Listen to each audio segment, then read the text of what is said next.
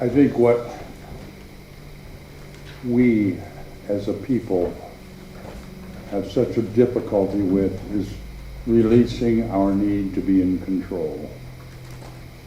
We seem like we have to be in control of what's going on around us right now, next week, next month. We have to be in total control of everything. And we really, life is great big. And sometimes we just have to let go and let life. I'm going to talk a lot about that today. So we don't have to control every aspect of every minute of every day. Sometimes we can just enjoy the ride. And so it is.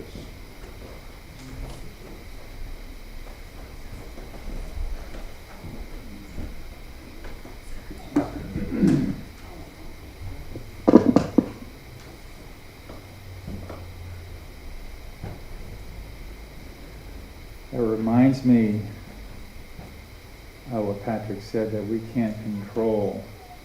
It reminds me of a report I once heard of a few billionaires getting together, running. They were talking about, I think it was they were fossil fuel executives, and one of them said, "We just have to show nature who's in control here," which is so jaw-droppingly, astonishingly childish, and yet they have an enormous amount of power, and we're feeling the effects of that, that unbridled power, even though they think they can be in control. Last night we watched a movie called Nomadland.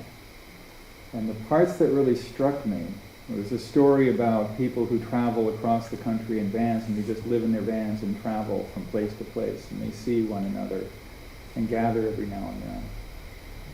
And people had a lot of grief because a lot of them were older. They'd lost husbands, they'd lost wives, they'd lost kids. One person in particular who was part of the clan, when she died, they all ended up around a campfire, and they all threw rocks. Because she loved rocks, they all threw rocks into the fire and said something about her. And it reminds me of the turning of the seasons. I don't particularly like fall because I really like the warmth of summer. I don't particularly like the marine layer coming in all the time. But even though the fall is the time where the marine layer starts to settle down and not come in so much, it's still colder. It's not time to go out and enjoy the heat. And it's time where things are drawing in and coming in. And yet that's part of what life does. It moves in, it moves out. It is born, it dies. In fact, there was a little piece in here that I wanted to read in the Holy Universe that talks about that. Life too is both destruction and creation. The opposite of death is not life, but birth. For death and birth are the primordial facets of the web of life's deepest expression of the cosmic creative drive of the infinite. The infinite creates, therefore it shall destroy. The infinite destroys, therefore it shall create. It's time for fall, it's time for winter, for the times where we start to come in and where the world starts to die back so that it can be reborn again. And my challenge is to not get caught up in the drama of the story, but to feel the grief, feel whatever I feel, but then let go of it as I stand back and see the bigger picture of what life wants to do, what life is going to do, whether I want it to or not. Thank you. Thank you, David. Would you like to have your book? I should tell you something. David has asked to practice something, and that's, I asked him to do a mini message 9 minutes ago. And so that's quite a gift. Thank you. Well, good morning, everyone. A beautiful fall morning, a little smoky, but pretty. So it is. Anyway, today is potluck. Everybody's welcome, whether you brought anything or not. Monday night, tomorrow evening, 7 p.m., right here, Healing Circle. Thursday, 10 a.m., your spiritual book study next door in the hall with coffee and goodies. Next Saturday, a writer's open mic from 5 to 7 in the hall. We're going to see how this works. I'm kind of excited. We've had some pretty good kickback from the writers in Petaluma and the ones in Santa Rosa, so we'll see what happens. 5 to 7, free next Saturday, just like the cabaret. Bring your food and snacks and goodies, and we'll see what happens. I'd like to ask anybody on the board if you could hang for 30 seconds, like before we eat or something next door. I need a 30-second board meeting, and I just need get permission to spend a little money. That's all. Anyways, any other announcements? Charles? Yes, I'm the publisher of the Dream Book by Betty Bethard. This is the foremost known book on dream analysis. And I'm now arranging to get a whole bunch, like maybe 500 from my distributor, to donate. So I'd like to donate, I don't know, 50 or so books here. Wow, If thank you people are very much. interested in their dreams and their and learning more about their dream work and learning more about Betty. Okay. Bethard. All right. That'll be happening in the near future. Charles, thank you very much. I'm looking forward to that. Thank you. Any other announcements? Well, she's all hemmed in. I'm not going to ask her to come up, but let's all say hi to Taylor. Hi, Taylor. Good to see you. All right. All that being said, any other announcements? Oh, yes. Yeah. I think we covered that, but thanks for coming back. Anything else? Well, then let's stand up and sing In This Very Room, number 22 in the songbook.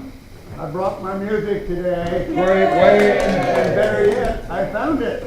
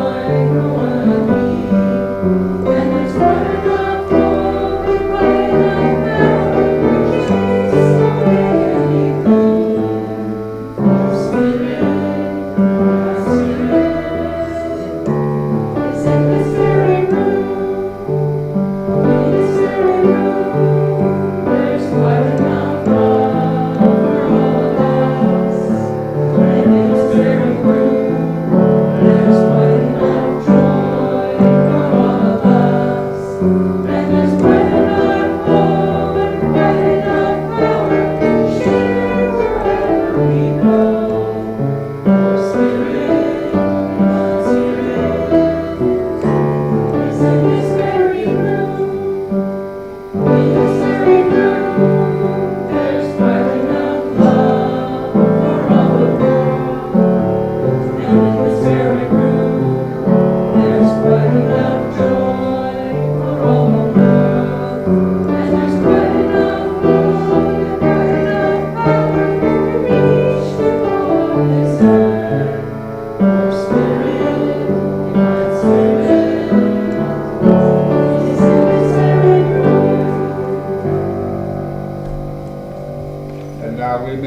each other in the traditional Church of the Oaks fashion.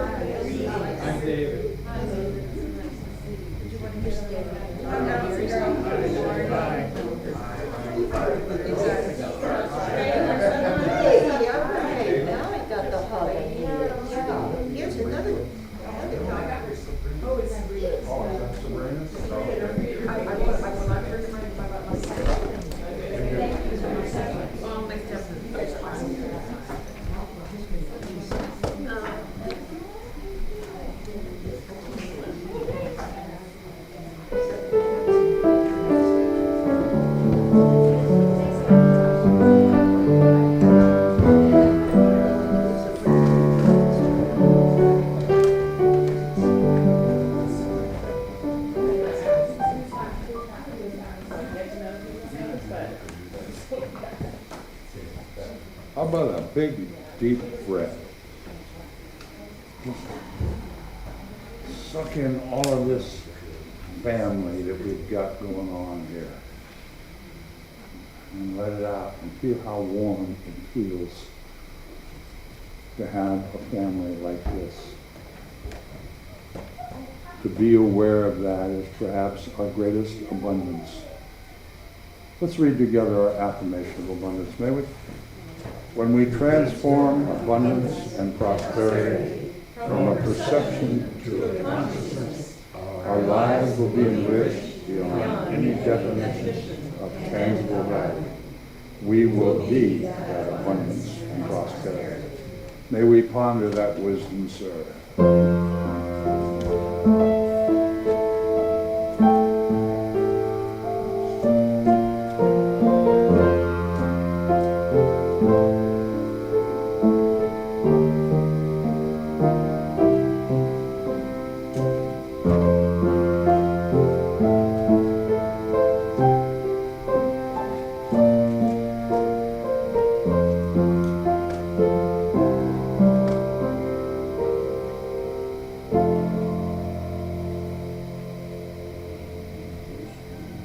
As we begin to still our busy little minds and prepare for our practice this morning, let's sing together in the stillness of the silence, number 97 in the hymn.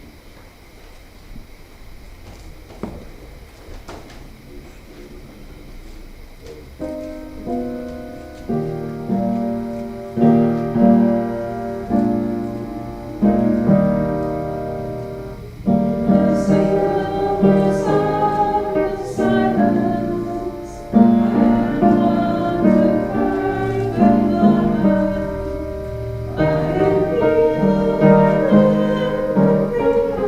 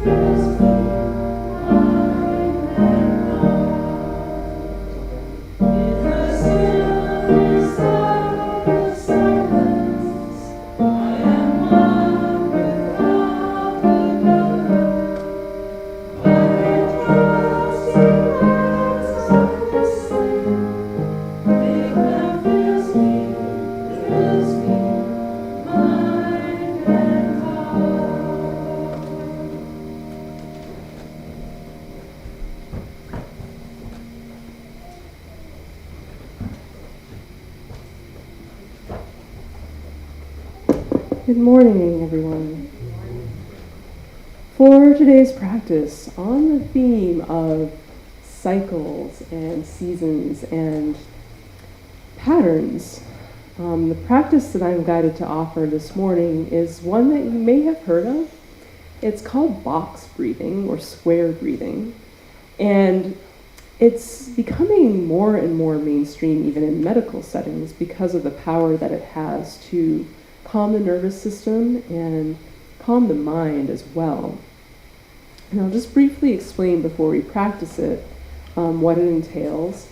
So the reason it's called box breathing is because you're counting your inhales and your exhales, but not only that, you're also counting the time between. So you might inhale for a count of 4, hold for a count of 4, exhale for a count of 4, and hold that for a count of 4. So I'm inhaling 1, 2, 3, 4, holding 1, 2, 3, 4, exhaling 1, 2, 3, 4, holding 1, 2, 3, 4. And one reason why this is really beneficial is because if you have a habit of breathing shallowly, this can actually train you to breathe more deeply. And it's something that you can do anywhere. You can do it in the middle of the night if you wake up and need to fall back asleep. You can do it when you're feeling stressed. You can do it before making an important decision to help calm you before doing so. So it's really a great one to have in your toolkit. Now, if you look it up online, you'll see they'll say count in seconds. Now, my feeling is we all have different bodies. We all have different rhythms that are going to feel comfortable for us. So I encourage you to just, in your mind, count 1, 2, 3, 4 at the rate that feels right for you. So it doesn't have to be a second. You're just counting to 4, holding for 4, counting for 4, holding for 4. So let's just start by becoming aware of our breathing as it is right now. Put your right hand over your heart, your left hand over your belly, and just breathe in and out as you normally would for a couple of breaths here, and notice what's happening under your hands. A couple more here.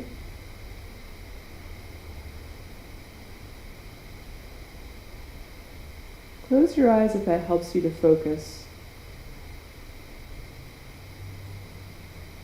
And notice, does your belly move when you breathe as you normally do, or is it only your upper chest? When your belly moves, you know you're breathing deeply. Maybe you already do this, but if not, this is a chance to train yourself. So we're now going to begin our box breathing or square breathing practice. I'm going to inhale for a count of 4. 2, 3. Hold for a count of 4. 2, 3, 4. Exhale for a count of 4. Hold for a count of 4. Now as we continue, you're all going to count silently together in the rhythm that works for you. Let's do 5 rounds of breath like this.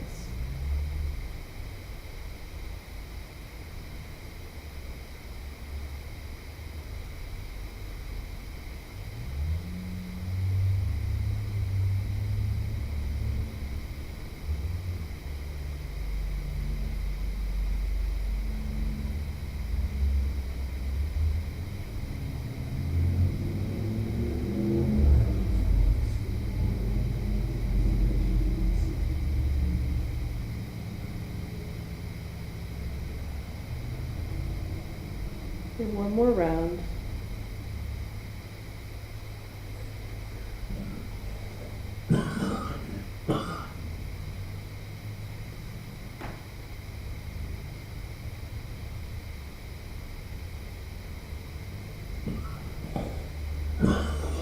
And place your hands again where they were and just return to your normal breathing.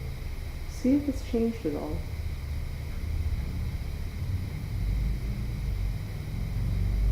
This is a practice you can take with you anywhere, and I hope you will. Namaste.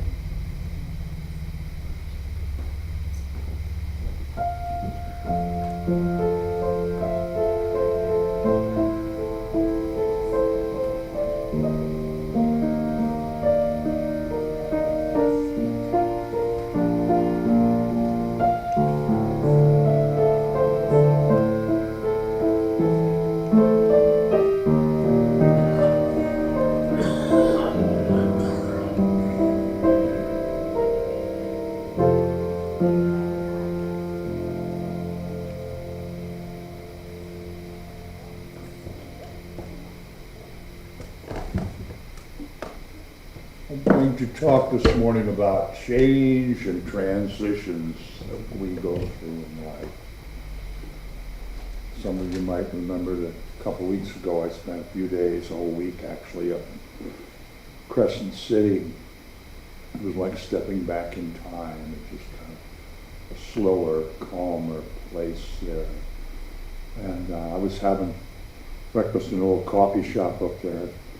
There was a guy there. He was sitting right next to me at the counter. He was talking to me like, he said, "Yeah, man," he said, "I was shocked." The guy said, "Shocked? Yeah." I said, "You know, that local guy in town, dentist, he'd been here for like 30 years and he got busted for selling drugs. And it was horrible. And they got years of witnesses against him." And the guy said, "Wow, I am shocked." He said, "I've been seeing that guy for 20 years. I never knew he was a dentist."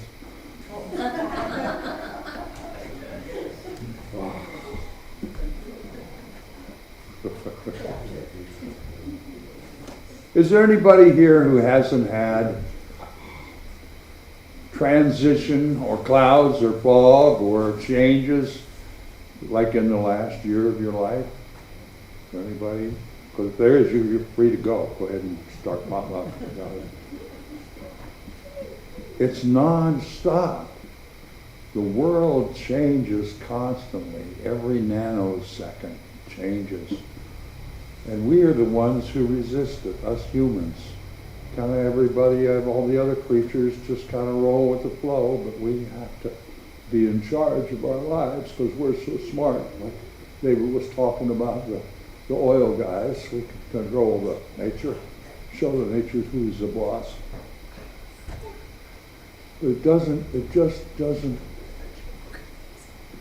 I think change is the hardest thing for any one of us.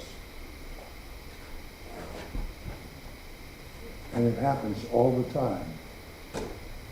And most of us, in our endeavor to slow that change down, just put on the brakes. We put our head in the sand and we just don't deal with it. We don't acknowledge it. We don't roll with the flow. We just stop and do it our way.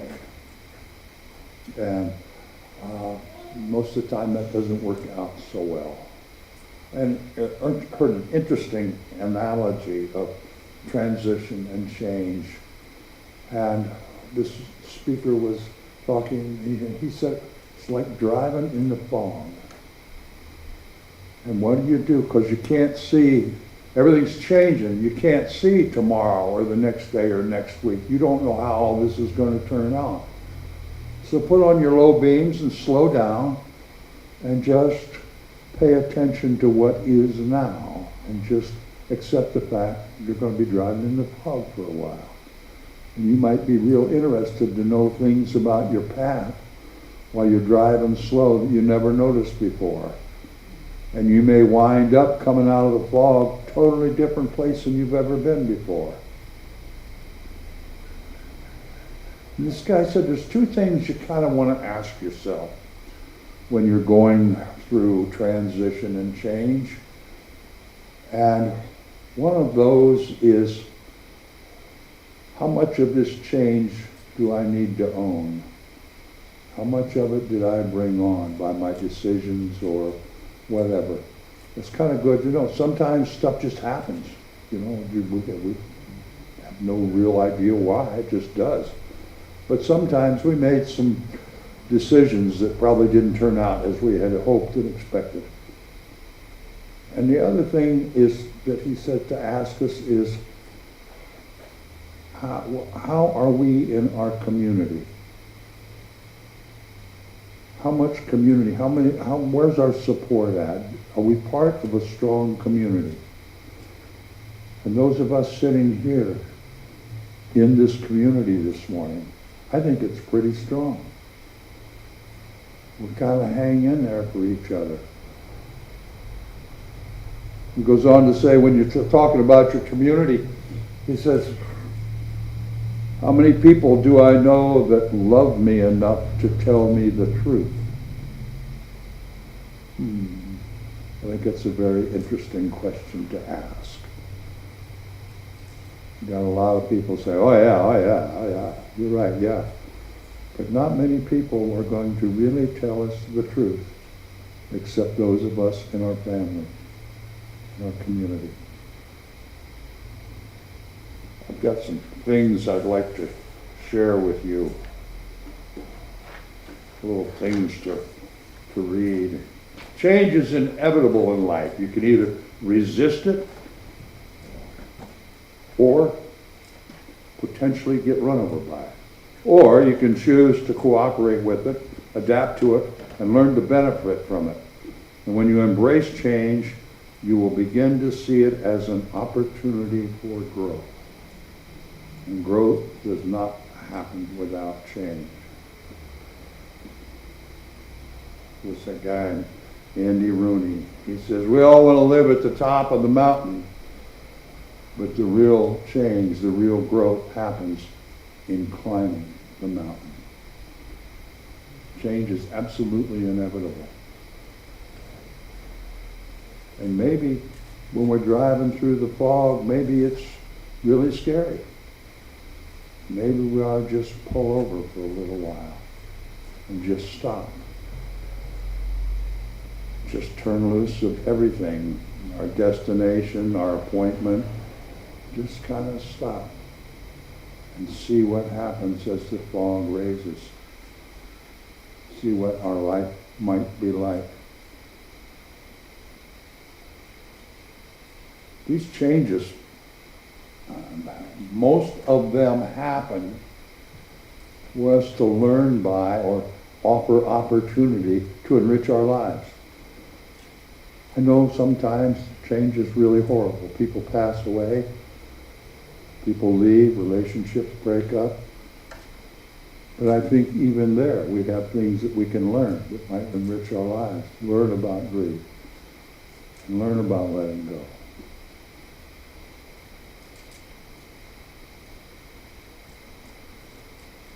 I'm just looking across the room and I see every one of you. I know of changes you have gone through in the last year.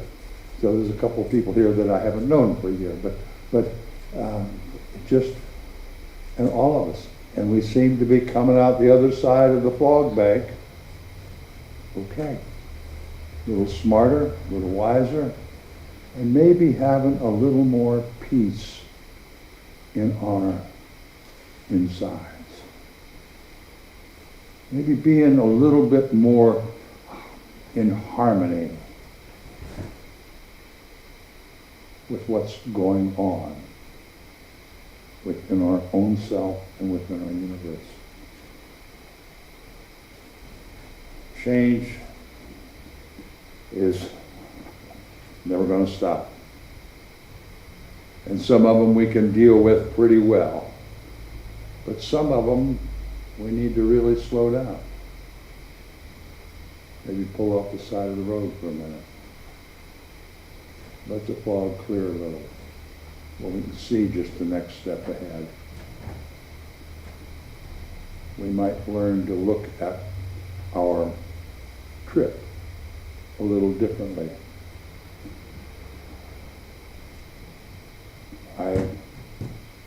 Over the last year, I have experienced many changes right here concerning Church of the Oaks. And some of them have been challenging, to say the least. But as I look here today and I feel here today,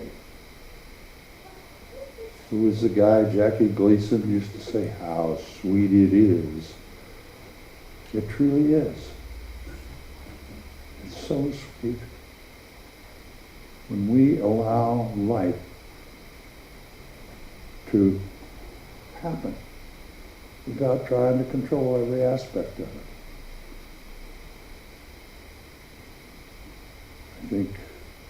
I don't know if we have any PhD managers here today or not, but I know of you that have great education, know a lot about driving the bus, being in charge.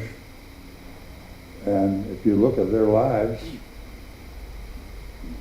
they may have some money, but I wouldn't trade lives with them. Because I think so many people want to manage every micro detail of their lives. And I don't think we're supposed to. I think we're supposed to enjoy the ride. Take the bumps and the grinds and the wiggles and the ooh.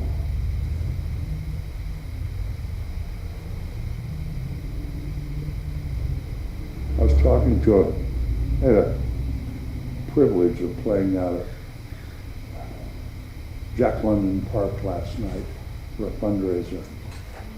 And I played with some amazing musicians, and they were kind enough to come up with a golf cart to help me carry all my stuff back to my car when I was over.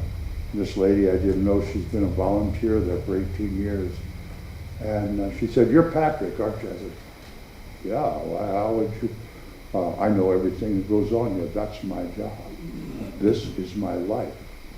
I know everybody's name who performed here tonight. I know 2/3 of the people that bought tickets. I know their names too." And so we got to talking a little bit, and she said she was probably, I'll say 70 maybe, just a guess. And she said, "My boyfriend just passed away. He was quite a bit older than me. He was 98. And he was some sort of a bigwig executive, corporate executive his whole life."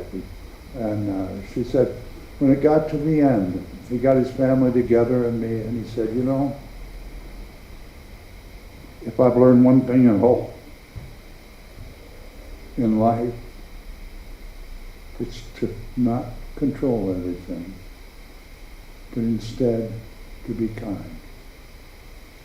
Be kind to each other and be kind to myself." And I think being kind is kind of like when you're being kind to someone, what else can you do? When you're having thoughts and feelings of gratitude, what else can you do? When you're forgiving yourself and others to free your whole inside from the bondage of hate and anger, when you're in that forgiving, what else can you do? So change is going to happen.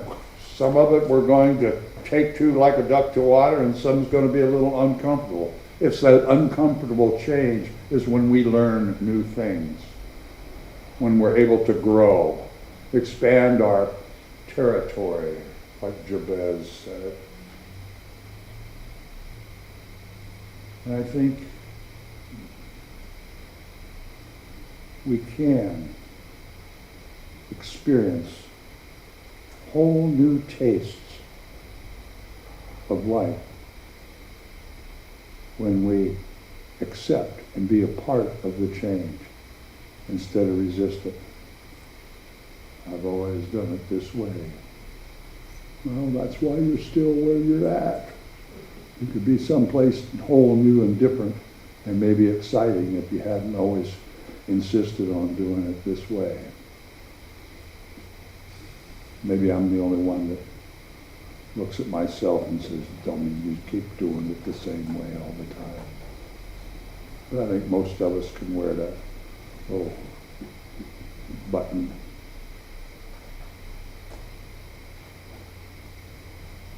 I think that's all I'm going to say today. Just there's change going on all the time, my dear friends. And we can be a part of it or we can resist it. We can be surprised by what changes, what effect they have on our lives, on our thinking, on our decisions, on our levels of acceptance, and how we might be able to, in this change that's taking place, in this transition, find out we can love more and be kinder and be more accepting and be closer together with each other and with our universe. Let's stand and sing What a Wonderful World. I think that's the last one, isn't it? Number 40.